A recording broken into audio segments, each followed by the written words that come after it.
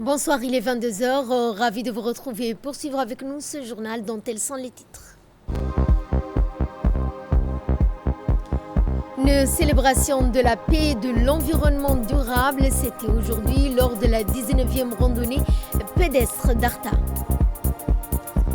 Dans l'actualité internationale, la 93e Assemblée générale d'Interpol trace de nouvelles orientations pour la sécurité mondiale. C'est ce que nous verrons en fin de journal. C'était les titres, place au développement de ce journal et nous entamons ce journal par ce communiqué émanant du ministère des Affaires étrangères de la coopération internationale dans lequel la République de Djibouti indique avoir été profondément attristée par le tragique incendie survenu dans le district de Teipao à Hong Kong qui a entraîné la perte de nombreuses vies humaines. Dans ce moment difficile, le gouvernement et le peuple djiboutien présentent leurs sincères condoléances au gouvernement et au peuple de la République populaire de Chine ainsi qu'aux familles des victimes. La République de Djibouti exprime également sa solidarité envers la Chine et prie pour un prompt rétablissement des blessés. Fin de communiqué. Je vous le disais dans les titres, la 19e randonnée pédestre d'Arta. En effet, cette randonnée de l'année 2025 a débuté aujourd'hui avec une célébration de la paix et de l'environnement durable. Sous l'égide du secrétariat d'État chargé des sports, la préfecture de la région d'Arta a organisé cette 19e édition de la randonnée pédestre d'Arta placée cette année sous les thèmes « Ensemble pour un climat sain et un environnement durable ». Jeudi soir, la ville d'Arta a été en effervescence, accueillant des milliers de personnes venues de tout horizon, des régions de l'intérieur, de la capitale. Les centres d'accueil, foyers, établissements scolaires étaient bondés avec des bus affrétés pour l'occasion. Cette randonnée a rassemblé des jeunes, moins jeunes, tous unis pour promouvoir la paix. Cet événement, couronné par une manifestation culturelle ponctuée par des discours, a vu la participation de plusieurs membres du gouvernement, dont le secrétaire d'État chargé des sports.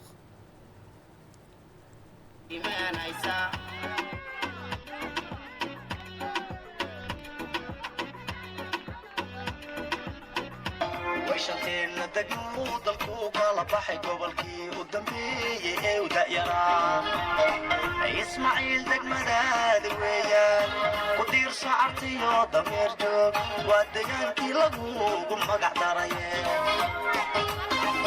Dans le cadre de la 19e édition de la randonnée pédestre de la région d'Arta, cette année, le thème retenu, c'était l'environnement et le climat sain. On voit la participation a été massive sur l'ensemble de 5 régions. Chaque année, on voit que le nombre des participants s'agrandissent. Cela démontre l'importance de cette marche, mais aussi les valeurs qu'il transmet, et surtout les valeurs de la paix, les valeurs de l'unité. C'est dans la paix et dans la joie qu'on peut faire des activités. Donc, agissons pour un monde meilleur et cultivons. Et le préfet de la région d'Arta, M. Hassan Dabelé, a tenu à féliciter chaleureusement tous les participants de cette 19e édition de la randonnée pédestre d'Arta qui s'est déroulée, a-t-il dit, dans d'excellentes conditions. La randonnée est désormais devenue un événement majeur de l'édition d'aujourd'hui qui en fait donc parfaite illustration grâce à une organisation rigoureuse en amont. Toutes les conditions ont été réunies pour garantir le succès de cette journée, a-t-il indiqué. Le préfet a également salué l'implication du secrétariat d'État chargé des sports, principal partenaire de l'événement, ainsi que le soutien déterminant de la garde-côte, de la gendarmerie nationale, du ministère de la Santé, des autorités locales, des partenaires institutionnels, sans oublier la société civile. Prenons la parole à cette occasion. Le secrétaire d'État chargé des sports a salué l'organisation de cet événement tout en remerciant la préfecture d'Arta ainsi que la population pour leur mobilisation. 19e édition de la randonnée pédestre d'Arta.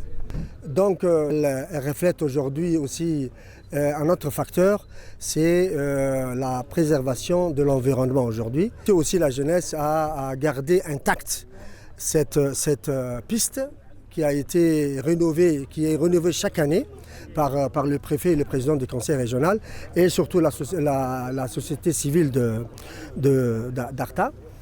Donc cette marche elle est dédiée aussi pour le défunt Jama' Aden. Donc c'est un honneur aussi de participer chaque année à cette marche. Dans la foulée, je remercie énormément d'abord la préfecture d'Arta, le président du conseil régional, les habitants qui sont chaque fois présents.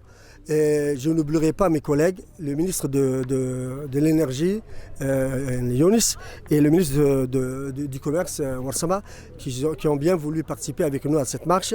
Et on va essayer de maintenant, à partir de la 20e édition, de porter un autre regard sur cette marche pour qu'elle ait une autre ampleur. Donc je remercie tout le monde et surtout, il y a des hommes qu'on ne cite pas tous les jours, c'est les hommes en uniforme. Je parle de la garde-côte parce que c'est un partenaire fidèle qui est pour la marche d'Arta et la gendarmerie, surtout la gendarmerie parce qu'elle assure là aussi la sécurité de cette marche. Donc merci.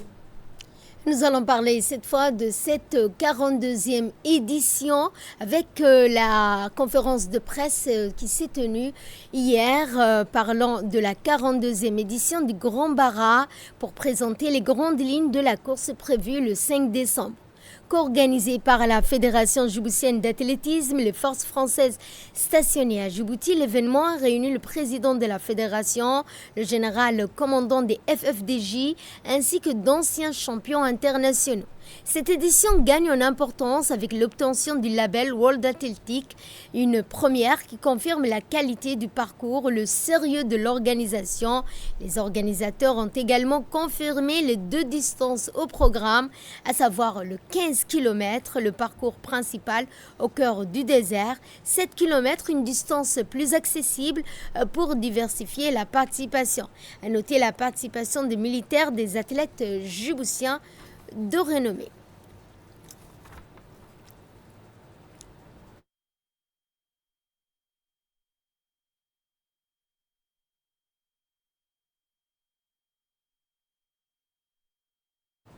Et pour plus de précisions sur cette conférence de presse, nous vous proposons de suivre le mot du président de la Fédération d'athlétisme.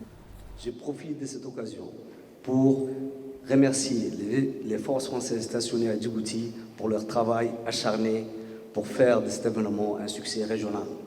Ensemble, nous pouvons faire de l'athlétisme djiboutien une référence internationale. Par ailleurs, je me permets de souligner les efforts de la Fédération pour développer l'athlétisme au niveau national et international avec des objectifs clairs et atteindre que le Comité national olympique sportif djiboutien a fixé à atteindre pour les Jeux olympiques de Los Angeles 2028. Également, je rappelle les résultats encourageants obtenus par nos athlètes lors de crosses des Grands Bara du passé où nos athlètes ont toujours eu des victoires historiques. Dans ce sens, j'exprime ma confiance et ma gratitude dans le potentiel de nos athlètes et je les appelle à poursuivre les efforts pour hisser l'athlétisme djiboutien à un niveau supérieur. Depuis 40 ans, cette course mythique trace son chemin au cœur du désert, là où l'endurance rencontre l'immensité et où chaque pas raconte une aventure humaine. Dans le cadre du projet d'appui à la résilience des femmes et de leur communauté face à la violence basée sur le genre, l'UNFD, en collaboration avec le ministère de la Femme et de la Famille, financé par le Fonds japonais pour le développement, est administré par la Banque mondiale, l'Union nationale des femmes djiboutiennes a organisé la finale du tournoi intercommunautaire de foot. Avec l'appui du ministère de la Jeunesse, de la Culture, une initiative visant à sensibiliser et mobiliser les communautés contre les violences basées sur le genre à travers des approches innovantes et inclusives. L'événement s'inscrit dans la campagne internationale des séjours d'activisme contre les violences basées sur le genre. Tout au long du tournoi, 14 équipes issues des comités de gestion communautaire, 7 de Blhos, 7 de Balbala, se sont affrontées à travers la capitale. L'objectif de cette initiative est de favoriser la cohésion sociale, renforcer l'engagement communautaire. Dans un mot, la coordinatrice du projet de l'UNFD s'est exprimée en ces termes. Cet événement d'aujourd'hui est la fin d'une série de matchs qui se sont organisés dans les différents CDC de Djibouti en collaboration avec les comités de gestion communautaire avec qui nous travaillons. C'était une activité qui s'insère notamment dans le cadre du programme par VBG, qui est financé par le fonds japonais, mais également mis en œuvre par le ministère de la Femme, en collaboration avec l'UNFD. C'est l'occasion, en fait, non seulement de célébrer le talent des jeunes, mais également leur engagement contre tout type de violence à l'égard des femmes. Ils ont accompagné les comités de gestion communautaire dans les quartiers, dans les sensibilisations, dans les formations. C'est également un moyen de promouvoir l'égalité du genre.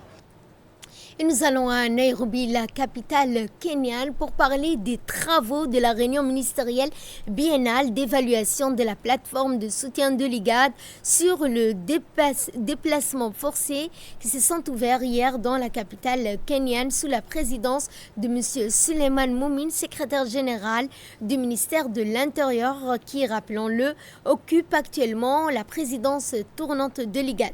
Cet événement régional a réuni les États membres, les partenaires, les bailleurs de fonds, ainsi que les agences de développement engagées dans la gestion des réfugiés, des déplacés internes dans la région. La rencontre par l'IGAD intervient dans un contexte de crise multiple. Le commandant des gardes-côtes, le colonel Waes Omar Bogoré, a participé ce jeudi à la réunion nationale de coordination sur la sécurité maritime qui s'est tenue au Kempinski dans le cadre du programme régional pour la sécurité maritime dans la mer Rouge. Ce programme, financé par l'Union européenne et mis en œuvre par l'ONU-DC, y est également donc pris par le coordinateur résident du système des Nations Unies, l'ambassadrice de l'Union européenne à Djibouti auprès de l'IGAD, le chef du bureau de l'ONU-DC pour Djibouti et la Somalie, M. Ahmed Moussa, directeur général adjoint des affaires maritimes, ainsi que le colonel Ahmed Daher Jama, représentant de la Marine nationale. Cette rencontre a permis d'aborder les enjeux majeurs liés à la sécurité, à la sûreté maritime. Bonne chance, j'espère que la journée soit productive, mais ce défi de la coordination, ce n'est pas seulement un défi à Djibouti, ce n'est pas seulement un défi de la sécurité maritime. Je peux vous garantir que on sait que c'est toujours compliqué, mais toujours nécessaire. Il peut faire une grosse différence. Merci beaucoup encore une fois, les collègues de UNODC, pour venir toujours à Djibouti. Vous êtes un exemple de comme une agence. Ce n'est pas nécessaire qu'elle soit présente tout le temps full dans un pays. Vous avez une équipe excellente ici qui fait la liaison et vous venez nous donner les capacités techniques que vous avez et vous faites suivant cet aller-retour. Je crois que c'est un exemple moderne de comment les Nations Unies peuvent aussi travailler dans l'avenir. Et maintenant qu'on est dans une période de revoir les structures des Nations Unies à niveau global, je mentionne suivant l'exemple de UNODC à Djibouti. Félicitations. Et merci beaucoup à l'Union européenne pour la confiance, les partenariats et la confiance aux Nations Unies pour travailler dans ce sujet sensible mais basique pour l'assistance de Djibouti. Et le directeur général adjoint des affaires maritimes a réaffirmé également l'engagement de la République de Djibouti à œuvrer pour la protection de ses eaux territoriales. Nous sommes réunis aujourd'hui pour discuter d'un enjeu crucial pour notre région, la sécurité maritime dans la mer Rouge et de l'océan Indien. Ces eaux constituent pour notre pays des menaces croissantes qui impactent nos économies et la stabilité régionale. La sécurité de la mer Rouge est cruciale pour l'économie mondiale. Le canal de Suez est un point de passage obligé pour le flux de pétrole, de gaz et de marchandises entre l'Asie, l'Europe et l'Afrique. Toute perturbation du trafic maritime dans cette zone a des répercussions immédiates sur le prix de l'énergie, le coût de transport et la disponibilité des produits sur les marchés internationaux. Notre objectif est d'examiner les mesures et les capacités nationales en matière de prévention et de lutte contre la criminalité maritime. Cette réunion marque une étape cruciale pour renforcer notre coopération, partager nos expériences et définir une stratégie efficace en mobilisant tous nos acteurs pour sécuriser nos voies maritimes. Les défis auxquels nous sommes confrontés dans le golfe d'Aden et la mer Rouge sont complexes, mais ils ne sont pas insurmontables. En unissant nos efforts pour renforcer la coopération, améliorer nos capacités de surveillance, nous pouvons garantir la prospérité et la stabilité de notre région pour les années à venir. Suivons cette fois cette intervention de l'ambassadrice de l'Union européenne à Djibouti et auprès de l'IGAD. C'est un grand plaisir de nous retrouver ici aujourd'hui entre partenaires fidèles et fiables du domaine de la sécurité maritime. Bien sûr, ici nous avons une belle brochette de ces partenaires et acteurs engagés. Il y en a peut-être d'autres aussi qu'on espère voir autour de cette table dans des prochaines réunions. Et je trouve que c'est très significatif que nous nous retrouvons pour discuter de ce sujet aujourd'hui, puisque, sans doute vous le savez, mais c'est avec beaucoup de responsabilité, mais aussi de fierté, je me permets de rappeler le discours, le récent sommet Union européenne-Union africaine, qui a eu lieu le 24 et le 25 novembre à Luanda.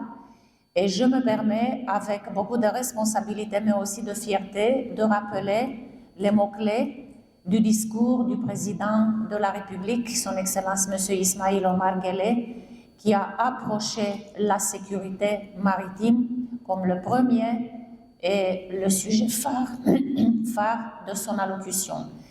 Le président a mentionné là-bas l'importance d'assurer la sécurité maritime dans la mer Rouge.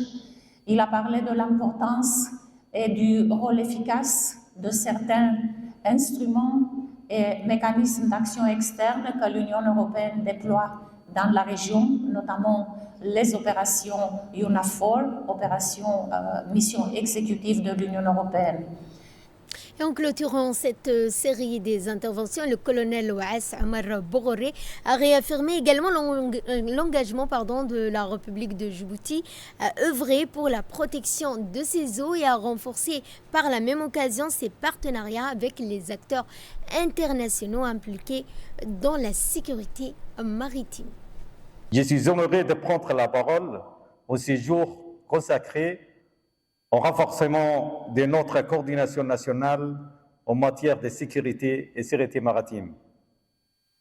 Permettez-moi d'adresser, au nom de la garde-côte djiboutienne, nos sincères remerciements à l'Union européenne, l'ONUDC, aux missions navales européennes Atalanta et Spils, ainsi que l'ensemble de nos partenaires nationaux, régionaux et internationaux. Djibouti occupe une position stratégique exceptionnelle, située en cœur d'un passage vital pour le commerce mondial. Entre la mer Rouge et le golfe d'Aden, ce rôle n'est pas simplement géographique, c'est une responsabilité partagée, assumée avec un engagement et professionnalisme. Depuis la dernière réunion, nous avons franchi des étapes importantes.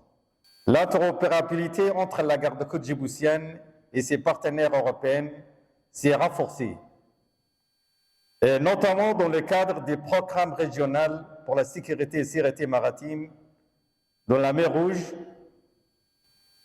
à travers des formations financées par l'Union européenne et dispensées par des experts de l'ONUDC, ce qui a permis de consolider de manière significative les capacités humaines au sein de nos forces.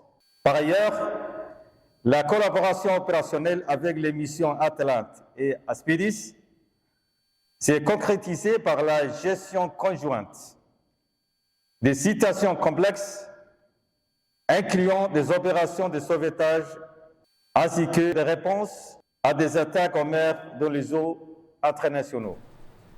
L'Académie de police a abrité hier une cérémonie de clôture d'une formation d'une semaine consacrée à la gestion des risques et des catastrophes naturelles. Cette formation, organisée par l'École supérieure internationale de la protection civile, a été dispensée par une mission de la coopération française au profit des officiers de la police nationale, de la protection civile, de la gendarmerie nationale ainsi que des personnels de la préfecture de Djibouti.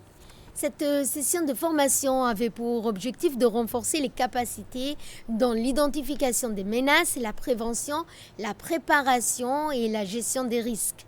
Durant 7 jours, les participants ont bénéficié d'un programme intensif alliant théorie et exercices pratiques, leur permettant ainsi d'acquérir des compétences essentielles dans la maîtrise des risques et la réponse aux catastrophes naturelles. La cérémonie s'est achevée par la remise de certificats aux participants qui ont été effectués par les officiers présents lors de cette cérémonie.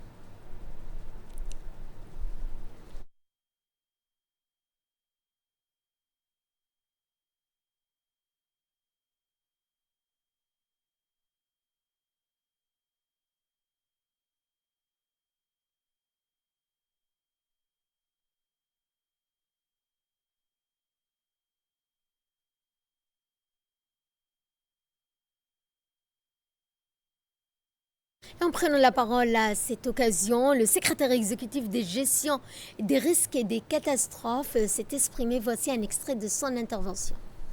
Avec la création de cette école supérieure, notre pays dispose désormais du premier centre régional de formation dédié à la protection civile en Afrique de l'Est. C'est une fierté nationale, mais aussi un atout stratégique pour toute la région, car la maîtrise des risques et la gestion efficace des crises constituent aujourd'hui les piliers essentiels de la sécurité civile. Je souhaite également exprimer notre reconnaissance à la mission de coopération française pour son appui déterminant dans la concrétisation de cette formation. Chers formateurs, vous n'avez pas seulement transmis des connaissances, vous avez su partager votre expérience et votre expertise. Grâce à vous, chaque participant a pu mesurer l'importance essentielle de la gestion des risques et des catastrophes, ainsi que la nécessité de maîtriser l'ensemble du cycle, à savoir l'identification des menaces, la prévention, la préparation, et enfin la gestion des crises.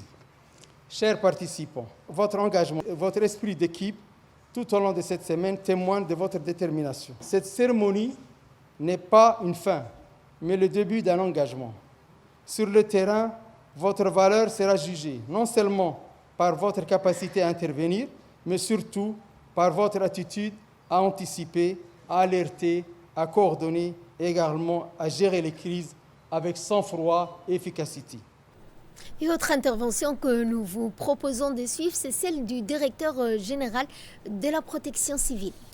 Monsieur les stagiaires officiers de toute institution confondue, vous avez fait une semaine de formation et je pense que cela est un acquis pour vous. Sachez que vous serez redemandé dans le cadre de gestion des crises par vos institutions respectives afin de collaborer et de travailler avec la DNPC. On ne se lave pas avec une seule main, mais les deux mains jointes. Donc la DNPC, tout seul ne pourra pas arriver à cerner tous les tenants et les aboutissants dans la gestion des crises, raison pour laquelle nous vous impliquons et que vous êtes aussi nos acteurs et nos représentants dans vos institutions confondues. Je vous en remercie je pense que vous avez reçu une très bonne formation à cet effet, dispensée par nos experts qui nous viennent tout droit de l'École supérieure des sapeurs-pompiers et que nous ne cesserons jamais de remercier, et en particulier mon conseiller, le commandant, le lieutenant de vaisseau Jean-Louis, qui est mon conseiller à la DNPC, qui a mis en place toute cette démarche pour qu'on puisse réaliser cette formation. Le ministère de l'Agriculture, en partenariat avec la FAO, ont organisé une cérémonie de clôture d'une formation intensive dédiée au renforcement des capacités des techniciens de terrain, vétérinaires et inspecteurs des denrées alimentaires.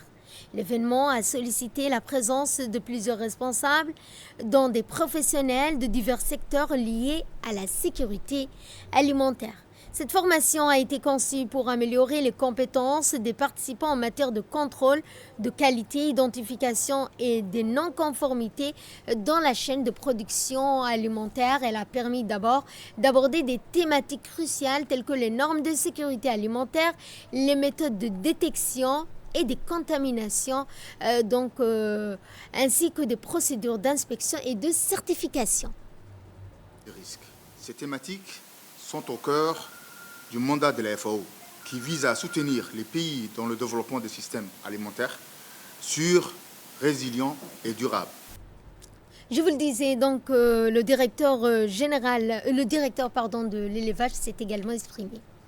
C'est pour moi un véritable plaisir de prendre la parole aujourd'hui à l'occasion de la clôture de cette formation consacrée au renforcement des capacités des techniciens de terrain, vétérinaires, inspecteurs des denrées alimentaires sur le contrôle des qualités et l'identification de non-conformités. Au nom du directeur de l'élevage et des services vétérinaires, je tiens tout d'abord à exprimer ma profonde satisfaction quant au déroulement de cette session. Pendant plusieurs jours, vous avez démontré un réel engagement, une volonté d'apprendre et un professionnalisme exemplaire. Les thématiques abordées, bonnes pratiques d'inspection, contrôle de la salubrité, conformité réglementaire, gestion des risques, procédures d'alerte sont essentielles pour la sécurité des aliments et la protection de la santé publique. Je voudrais également remercier nos partenaires de la FAO, dont l'appui technique, méthodologique et logistique a grandement contribué à la réussite de cette formation. Leur accompagnement constant illustre une fois de plus l'importance du partenariat entre nos institutions pour le renforcement durable du système national de contrôle sanitaire. Chers participants, la direction de l'élevage et des services vétérinaires compte sur chacun d'entre vous pour mettre en pratique les connaissances acquises, pour standardiser vos interventions et pour partager ces bonnes pratiques au sein de vos équipes. Ensemble, nous pouvons construire un dispositif de contrôle plus performant, plus harmonisé et aligné sur les standards internationaux. Je vous le disais en titre, le Maroc a organisé à Marrakech durant 4 jours la 93e Assemblée générale d'Interpol afin d'examiner les nouvelles orientations en matière de sécurité mondiale. Les travaux ont réuni des représentants des États membres, des hauts responsables sécuritaires pour aborder plusieurs priorités dont la lutte contre la criminalité organisée transnationale, le démantèlement de réseaux de fraude, le renforcement des capacités policières à l'échelle internationale et la promotion du leadership féminin dans les forces de sécurité. Et c'est ainsi que ce journal touche à sa fin. Merci à vous de nous avoir suivis. Excellente soirée à toutes et à tous.